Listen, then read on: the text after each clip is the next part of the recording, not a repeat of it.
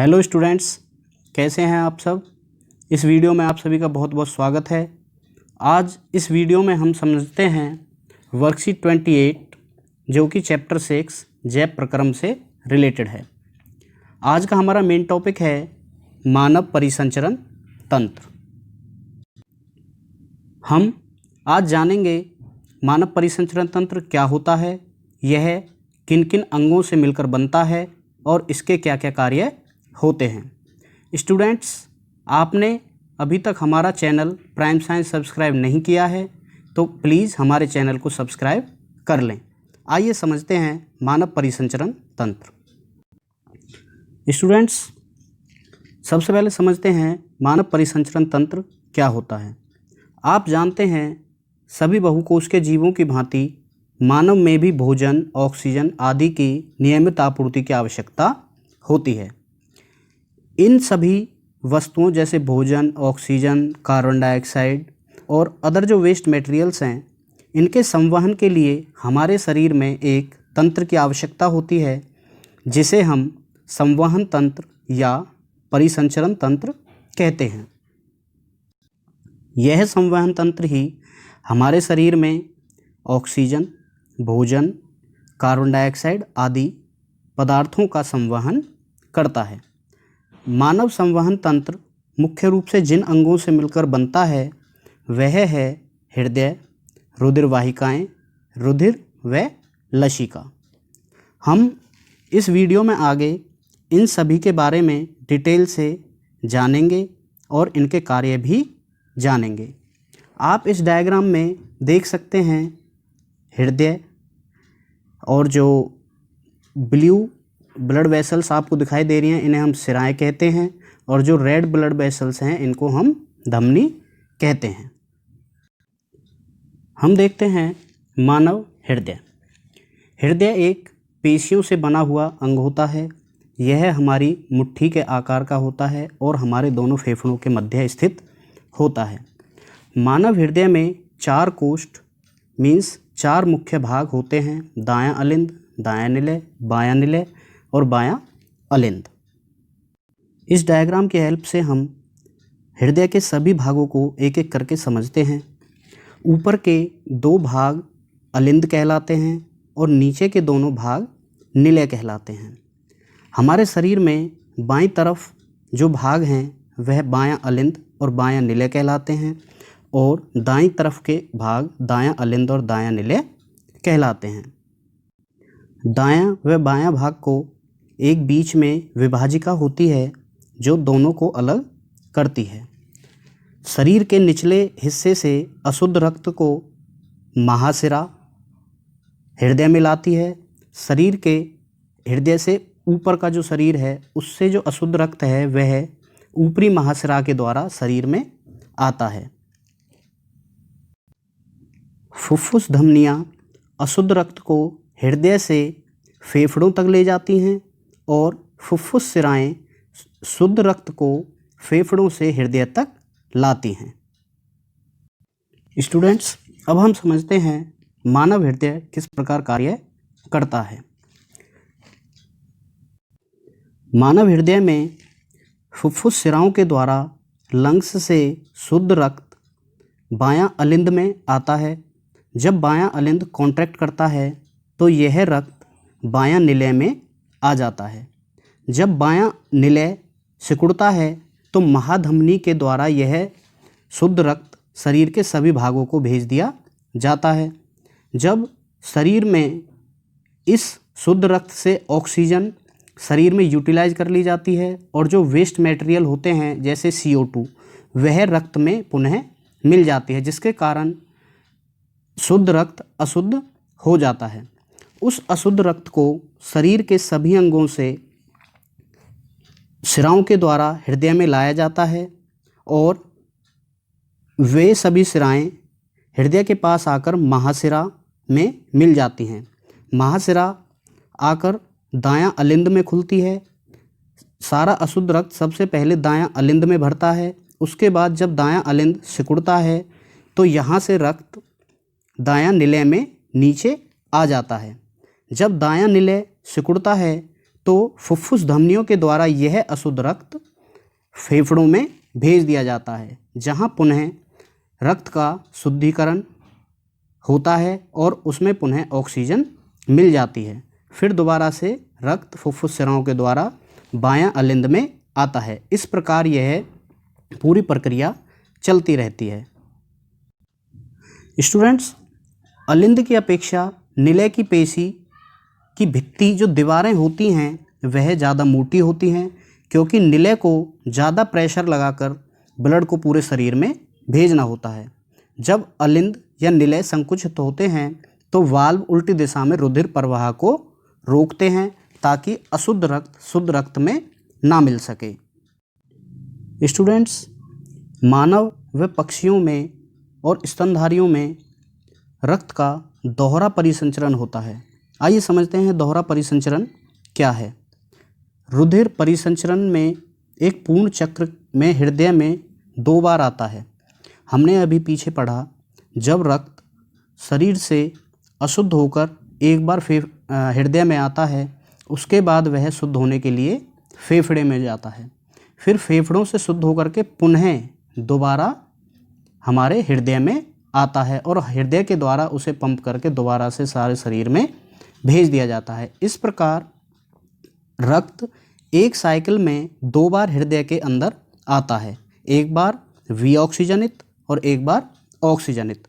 इसीलिए हमारे अंदर जो परिसंचरण है उसे दोहरा परिसंचरण कहते हैं।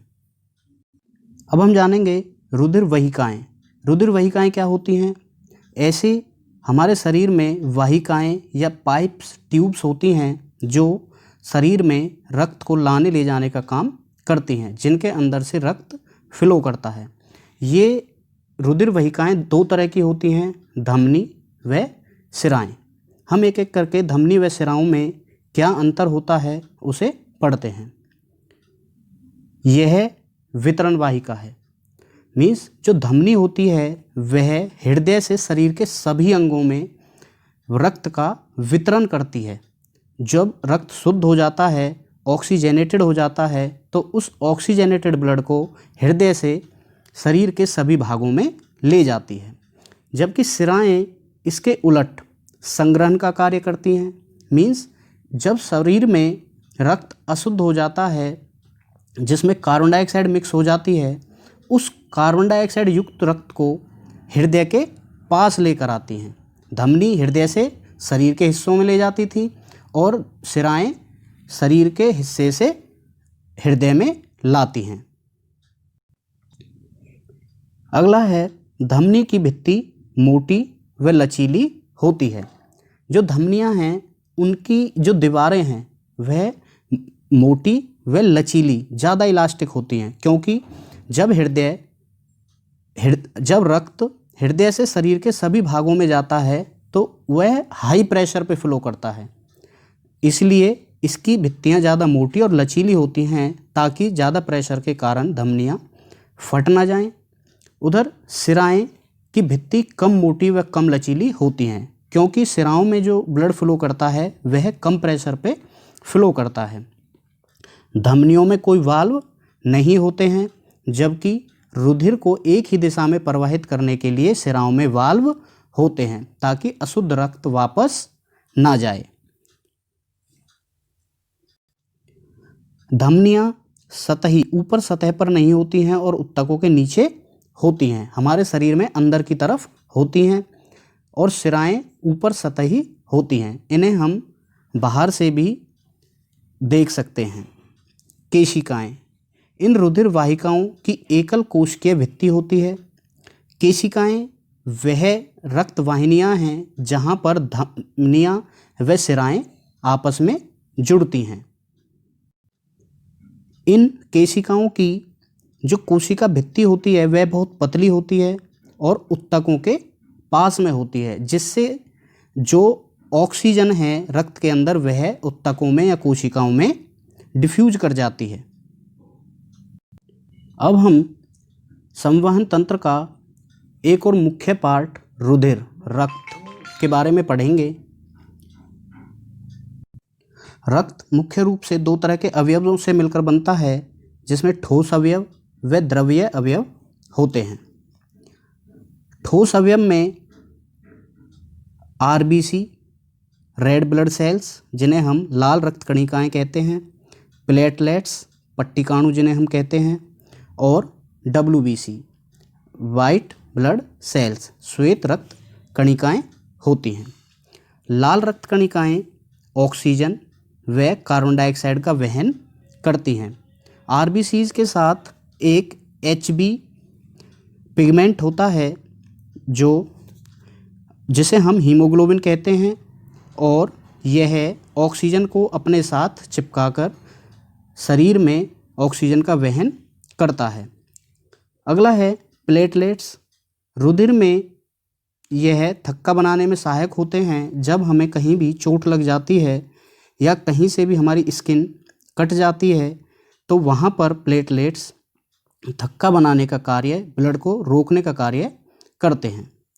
वाइट ब्लड सेल्स जो शरीर को रोगमुक्त करने में सहायक होती हैं और हमारी इम्यूनिटी को बढ़ाती हैं।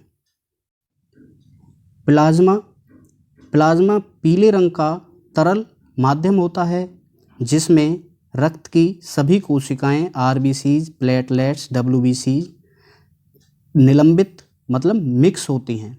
यह भोजन, CO2 व नाइट्रोजनी वेस्ट पदार्थों में विलीन रूप से वहन करता है। अगला है लसिका। लसिका एक तरल पदार्थ होता है जो रुधिर कोशिकाओं से निकलकर अंतरीय कोशिकीय अवकाश में आ जाता है। यह रुधिर प्लाज्मा की तरह होता है लेकिन रंगहीन व इसमें प्रोटीन की मात्रा प्लाज्मा से कम होती है।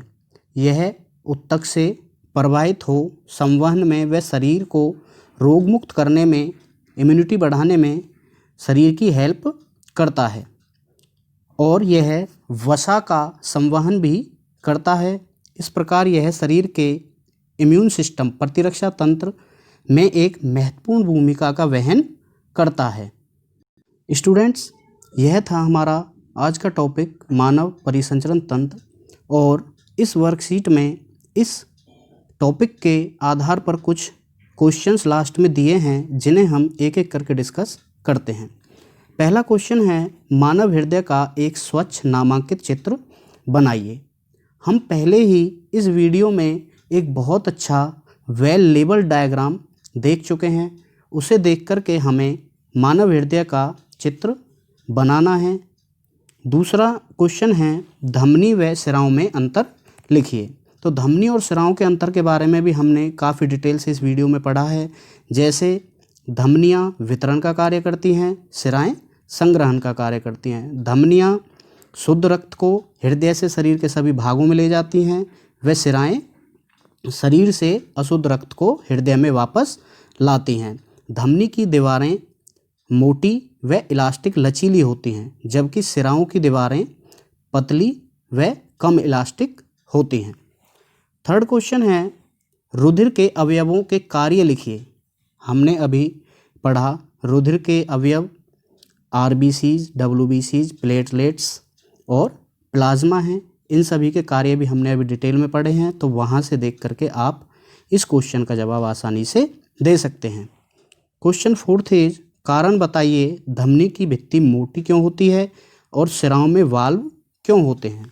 हमने पढ़ा था धमनी की भित्ति इसलिए मोटी होती है क्योंकि उसमें रुधिर हाई ब्लड प्रेशर पे फ्लो करता है, और ज़्यादा प्रेशर के कारण धमनी फट ना जाए, रप्चर ना हो जाए, इसलिए वह इलास्टिक और उस प्रेशर को सहन कर सके, इसलिए उसकी जो भित्ति है वो मोटी होती है। सिराओं में वाल्व क्यों होते हैं? सिराओं में वाल्व इसलिए होते हैं ताकि अशुद्ध रक्त का बैक फ्लो ना हो सके और अशुद्ध रक्त शुद्ध रक्त में ना मिले। पांचवा, लसिका क्या होती है? तो हम इसके बारे में पहले पढ़ चुके हैं। लसिका एक प्लाज्मा की तरह तरल पदार्थ है जिसमें कम प्रोटीन होते हैं, और वह हमारे इम्यून सिस्टम को बूस्ट करती है, वसा का संवहन करती है और हमारे शरीर में संवहन का कार्य करती है।